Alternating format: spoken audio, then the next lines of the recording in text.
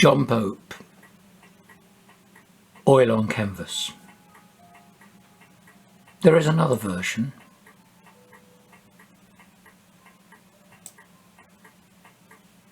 I first met John Pope, later to become John Pope de Loxley, by sheer accident in the dying weeks of 1973. He was standing in Archway Road, Highgate, almost opposite the Woodman pub, introducing himself to the world as the Master Therion, Imperial Toad, Son of the Beast, spiritual successor to Aleister Crowley, Britain's premier Satanist, and a host of other flamboyant titles, all associated with the darkest elements of the left-hand path.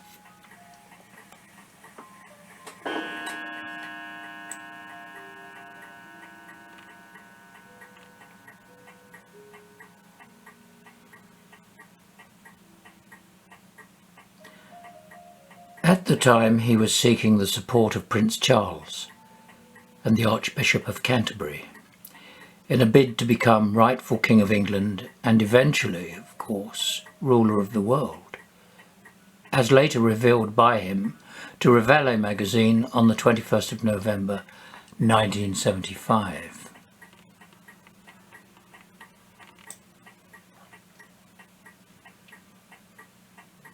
Pope, or Therion, had a very matter-of-fact way of acquainting all and sundry with these remarkable revelations, which he did to me late in the twilight of that strange day in November 1973. Looking at his watch, he suddenly announced that he had to be home by a certain time because his tea would be on the table and his auntie might be cross.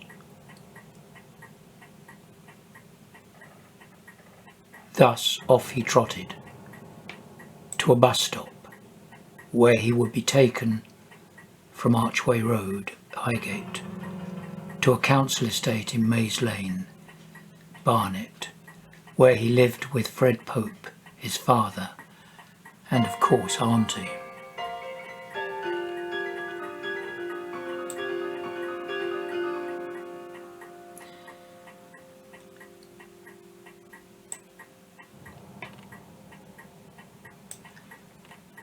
Born on 11th of July 1953,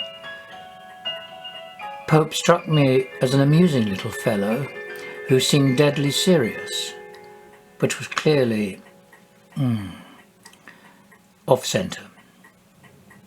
Behind the ever-present spectacles there was a glint in his small eyes that would intrigue anyone with an interest in psychology. His self-claims, moreover, would also fascinate anyone with an interest in the wackier aspects of the occult. I say this because he would have several leading occult figures treat him as though he was an ascending master, as though he was an avatar in the Crowleyite system of magic. But this would be in the years to come, which tells one an awful lot about the sort of people to be found in that peculiar sphere.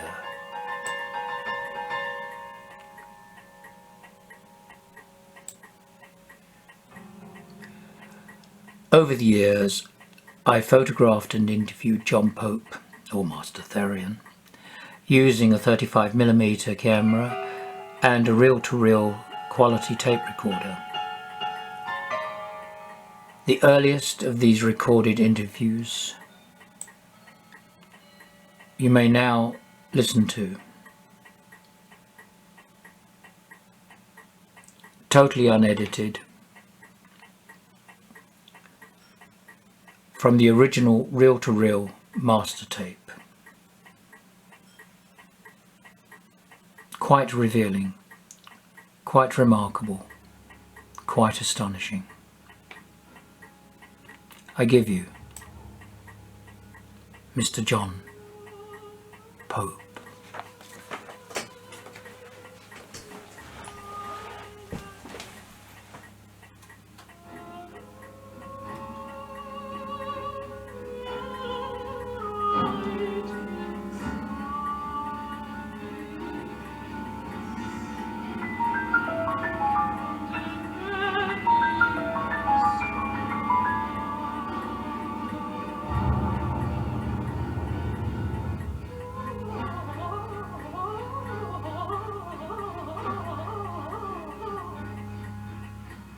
It's a bit funny if I say my name is. Well, whatever you think of yourself, then. What, now? Yes, whenever you're ready. Okay then. Who are you? Well, my name's Mr. Pope, John Pope, and I'm a practitioner of the art or science of magic. I'm a true abdat, and I have crossed the abyss, but I don't wish to disclose the grade that I now hold. What's your title? Title is, as I'd like to think myself, and hope that other people will follow in step with it, is Arkad, the spiritual son of Aleister Crowley, and the false prophet, the bringer of the secrets and teachings of the great beast. Are you known by any other titles? Well, secretly I'm also known as the Barracuda. But that's secret. Yes. Any other titles? Master Tone or Black Pope or Great Beast? Well, I have been nicknamed as the Black Pope, and also as the High Priest of British witchcraft, but I don't wish to be connected with witchcraft as in the light of Sanders or Gardner. What do you wish to be connected with? Well, magic in two lights. One in the sense of magic as portrayed by Crowley, and other in the light of magic as a science on its own, not relating to any particular religion. Are you the Master Therian? I'd like to think that I am, yes. What? What? That I'm the incarnation of the great beast in professance to the false prophet. Entitled what? Called what? Oh, called Therian, if you like. Or Arkad is the, I think you could say, it's connected with it. What is your ambition? Ultimately. Well, it follows first and second. Begin each question and answer to the question by saying, my ambition is. My ambition is firstly to bring forth the teachings of the beast, of Crowley, so that the world will take to Crowleyanity and to his religion Thelema in replace to Christianity, which is also in accordance with the wishes of Crowley himself. This I hope will secondly endeavour to bring me world domination, that I might be supreme ruler of this planet Earth. How do you intend to go about this? I intend to start and to carry on as I begin in my undertaking to forward the word of the beast by any method I can possibly lay my hands on, such as magazine articles, newspaper articles, on the radio and on the TV if possible. But ultimately to get the people together in a large gathering at some stadium or large place with plenty of music, as there are now records with the songs and words of Crowley on, and that once we have these people together I might bring them even closer to the words and teachings of Crowley by my own self, my guardian angel portrayed through my voice, and also to the power of a miracle, if be it. What miracle do you hope to attain in the near future? Well, I'd like to try for 2 in 1, to be able to levitate at least 20 or 30 feet from the ground, and then to call fire either out of the heavens or from my own fingertips. To what effect? To set an object alight, to show that I have the power and the ability to do this, so that if people attempt to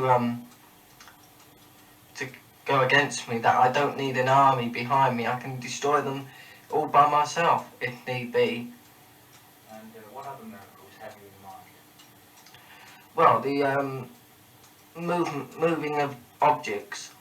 That instead of burning a person or killing a person, I might move an object to strike that person to prevent them from doing me any physical harm, and to control the person's body so I can make that person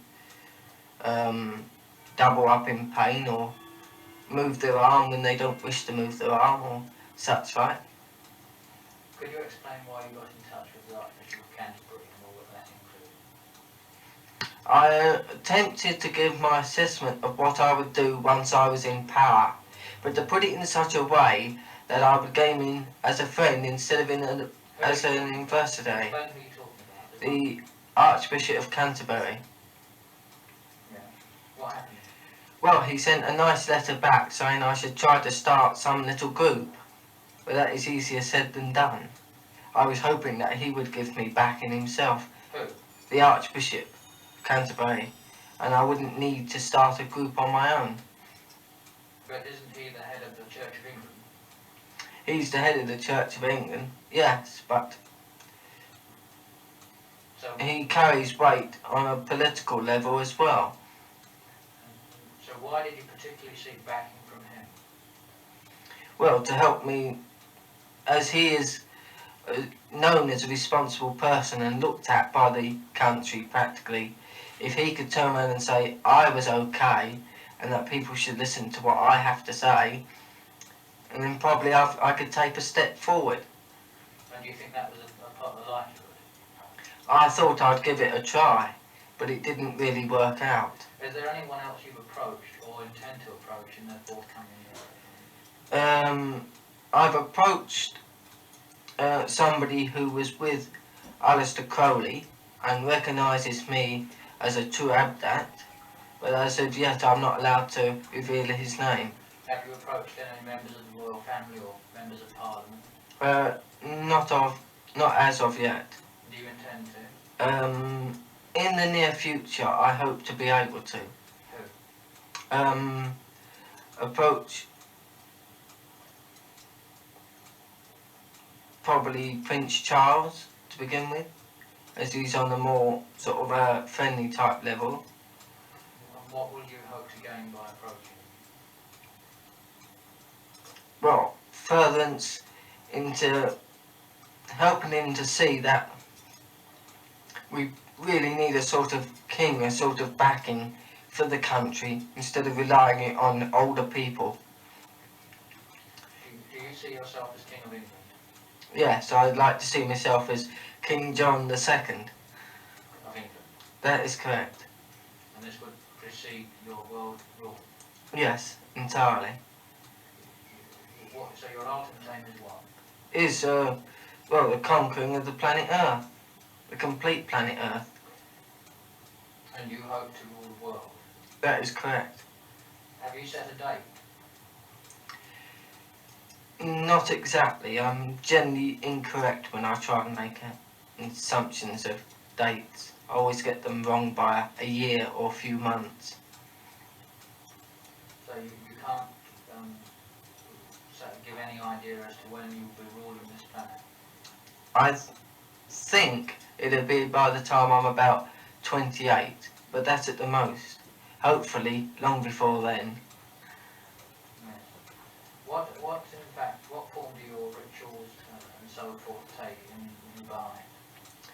And where? Whereas for rituals to make certain things happen, as with lesser magicians, I don't do very much of that sort of thing. Rituals are mainly either as the Mass of the Phoenix, one of Crowley's rituals, as his version of the idea of the Mass sort of thing as used in the Catholic Church. Crowley said if they can have a Mass, we'll have a Mass. But what do you actually do in Barnet? Well, I perform the Mass of the Phoenix, which consists of the, Where? in my own room, as I have nowhere else to practice at the moment. Have you performed any rituals outdoors? Yes, on a number of occasions. Where? One at Hagley Woods, or several at Hagley Any Woods. underneath the bridge? There's a bridge running running over a stream? No, none under any bridge. Another one was on the site of a church, which no longer exists. What is your favourite ritual which you perform regularly? I don't have a really favourite one, but I do perform regularly the Mass of the Phoenix. What about the Lesser Banishing? I don't perform that so regularly now. I have my own variation of this ceremony, which I call the Star Emerald.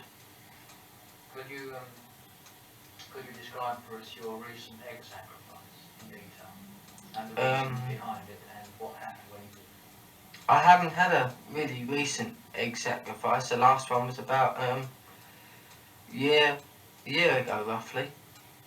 Would you describe that for us? Yes, that was as part of the Mass of the Phoenix. The life force has to be let forth, and you can use either human blood or animal blood, or so on. But on this occasion, I decided to use an egg, as it's less messy. could you describe what actually happened? Well, I had the egg inside of a silver type goblet, and after the correct invocation of chorus, I then stabbed the egg, letting forth the life force. What actually happened? Well, it didn't help the ritual in any particular presence. It's not there to make a materialization or anything. The source of the egg, is in the source of really as the blood in itself. It's for the making of the cakes of light, which are eaten, as in place of the bread and wine sort of thing. It's blood and what do the cakes of light comprise? blood and flour, sort of meal and flour. Is The idea of ever used? I think that is a joke by somebody. I know that it was supposed to be that when Mary Butt saw Crowley at Cefalù at Sicily, she was offered a goat's turd on a plate, which is a symbol of Pan. Yeah. Well, I think the story is not really true, as with a few others that have come about from Mary Butts and a few other people. They are misinterpreted or such like. You've been referred to in the press sometimes as one of Mr. Farrant's disciples. Could you enlarge upon this? I wasn't a disciple, Mr. Farrant. I went to see Mr. Farrant as I thought he may help me in a certain ritual I was undertaking. The ritual being? I've completely forgotten. Please continue. We got talking about it, and he didn't seem really to be interested in the ritual, rather. He seemed to want to know how much I knew about magic, and we discussed, and I seemed to like him, sort of. I found him a sort of mysterious person, sort of very closed. I couldn't get into his mind like I do with most people. And so I thought I'd like to see more of him and find out more. And he asked if I'd like to come to a Halloween ceremony they were holding, and he brought along on the night in question I come along, he brought along a certain woman who I already knew. In what circumstances I will not say, but I've not seen her since, and I wouldn't disclose her secrets to anybody. But we went along to this ceremony, and it was a completely washout. And the whole idea was that I should continue on and to help him in his magic ceremonies, and he would assist me in mine. But I wasn't his servant or his disciple or anything of the sort. What was the relationship? A mutual sort of friendship between Who is the master? which master? Who is the master, the high priest, the great leader, the beast, the Therion? Well, that is myself. A high priest is practically nothing. He's more like a servant of the god, an intermediary between the god and man. where the abdat or master is the god himself in person. And with Mr. Found, he was the intermediary, the high priest between the god and man, while I was the god in person. As you would have seen if you had been paying attention when we had the ceremony of Pan. Could you describe that ceremony? Yes. On the first occasions I used Hebrew and the lesser banishing ritual in conjunction with invoking ritual. I then used 2 Egyptian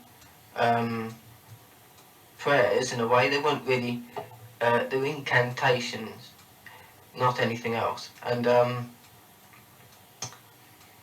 one was to the Egyptian god Ma'ath, the goddess of truth, and some of them were in English. Well, the first time nothing happened. The second time when David brought these reporters along, I let him cast a circle. I didn't think it was going to do a lot of good because he didn't seem to have cast it in any fashion that I was familiar with. And I was a bit suspect to that. But all the same, it seemed to go quite well. And when it came to the hymn of Pan, which I used at the end, I really got worked into a sort of fizzy, so I entered a trance. But he was looking for an invocation, he thought, as it would turn out, that Pan would appear in person inside this triangle outside the circle. I tried to explain to him it was an invocation and I would be possessed by Pan. I was possessed by Pan and began to go into a trance and sat on the floor, nearly burnt myself on this candle I think, and started talking, but he was waving his arms about, and Yakety was waving his knife about, and trying to get this thing to appear in this triangle where it was inside of me. Were you naked? I think I was on that occasion, yes. Completely naked? Oh, yes. And Mr. Farron? I don't think so. I don't think he particularly likes taking his clothes off, not for photographs or films like that. Why do you think that is? Well, he is a little bit skinny. You know, he's not exactly well, not exactly Mr. Universe sort of thing. And I am a little bit, got a build and shape on me. Not completely, but something worthwhile looking at. But,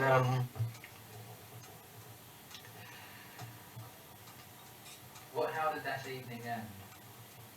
Were reporters present?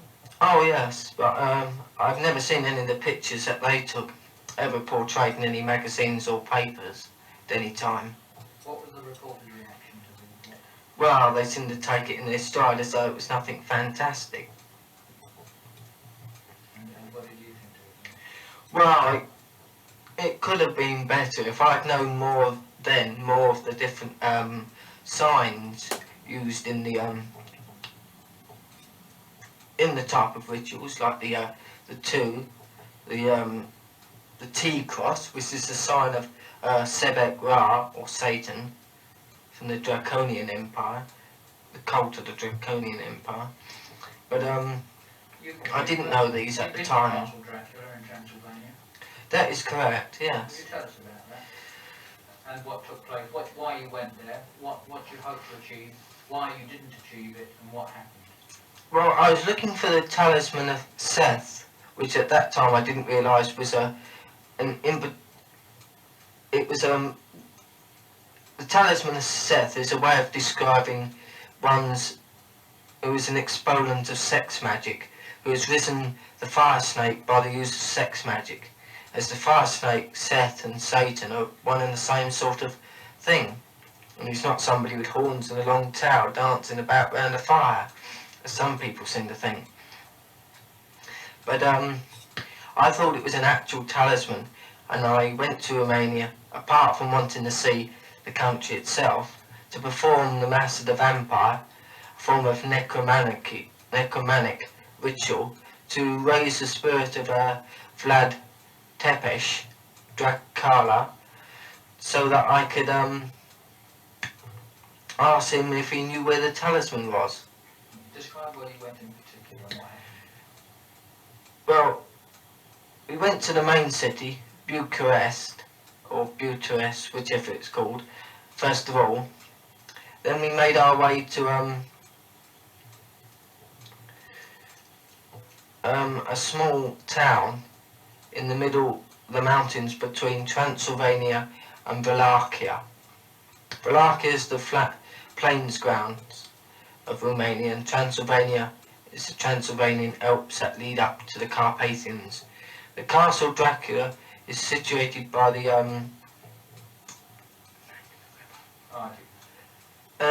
Argeș River on a peninsula which is 1,000 foot. A modern road now runs around it, which at one time wasn't there. The mountain and the castle is situated anyway, say, I think about 5 miles from the nearest town. There's a small village below, but most people don't pay much attention to that.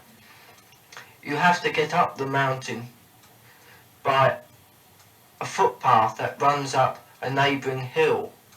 There's no road up. Did you do it? Oh yes, it was about an hour's climb up. Yeah. And What happened?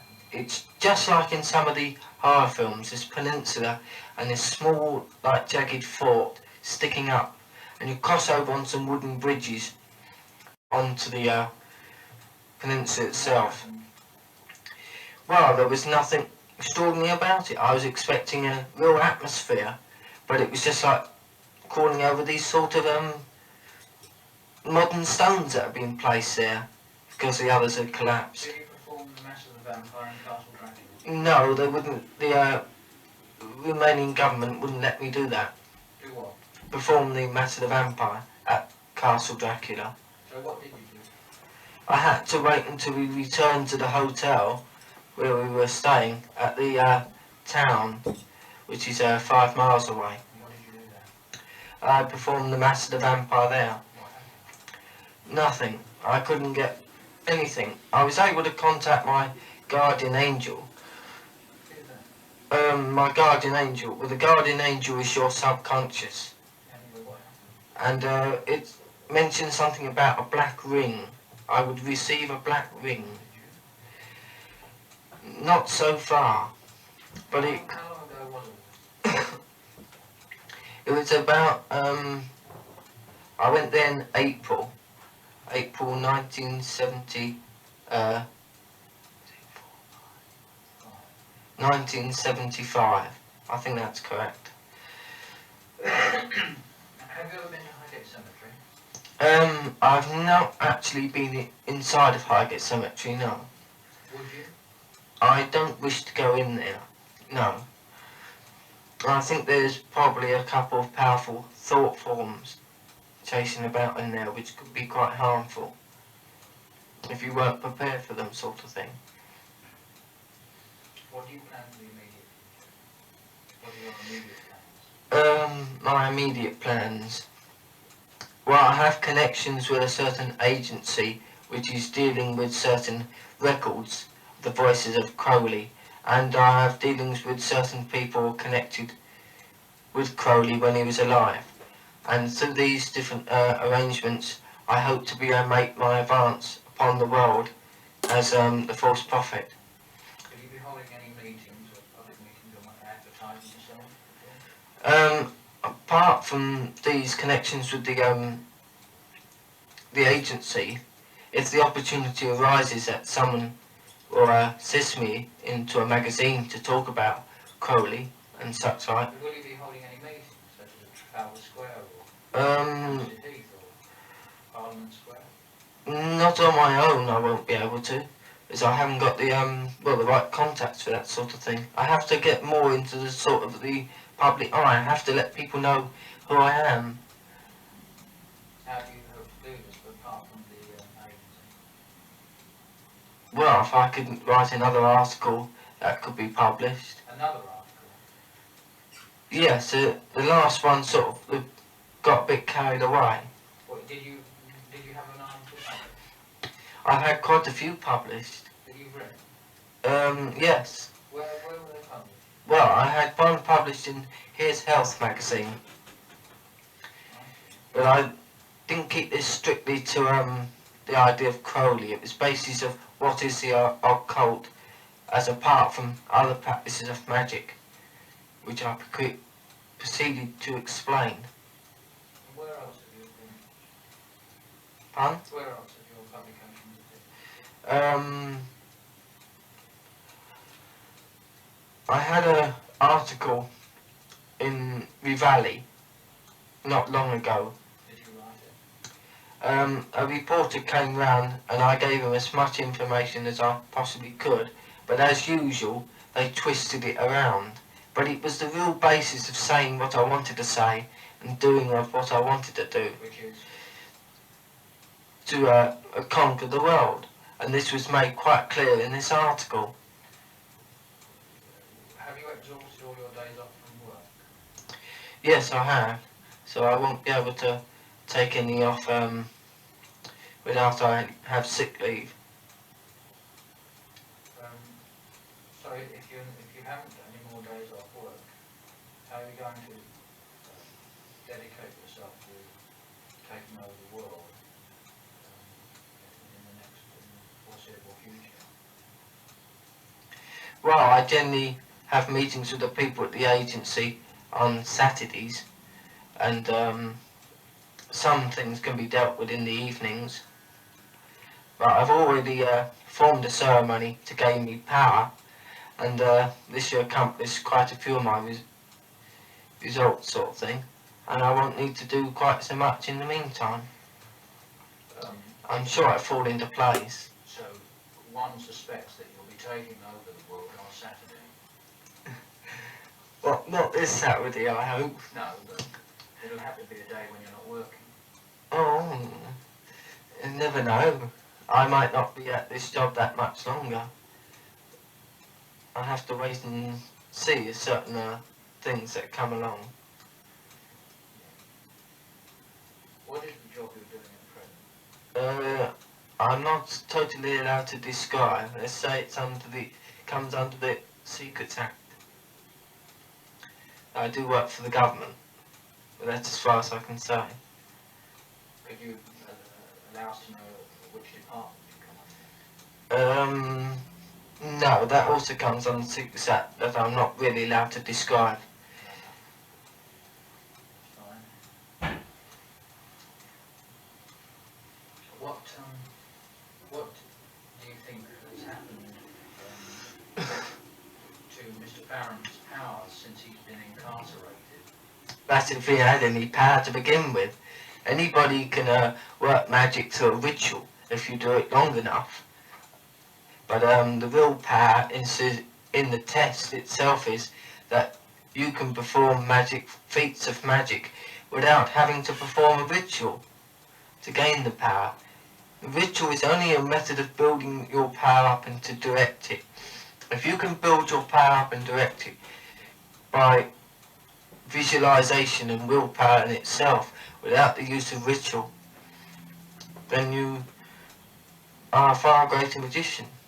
So when Mr. Farron leaves jail this year, what do you suspect his power will be? Well, you probably be able to do very little unless he can start and to gradually build them up again. But he seems to be been practicing magic in prison, as I've heard. They're quite a gathering of people in his cell and been practicing rituals. Unless, of course, that's why they moved him from one prison to another. You believe this newspaper story? Well, they publish anything. It probably isn't as fantastic as he's made out.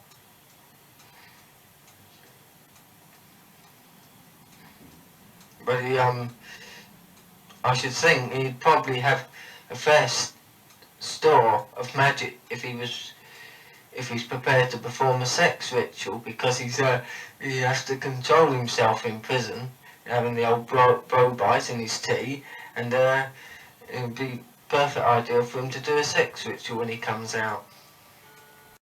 So you're recommending he does a sex ritual? Oh yes, definitely. Would you assist him in this, or would he assist you in this? Well, I don't think it'd be good publicity if I worked with him again. He's generally, sort of from now on, he's sort of bad publicity for what I have in mind.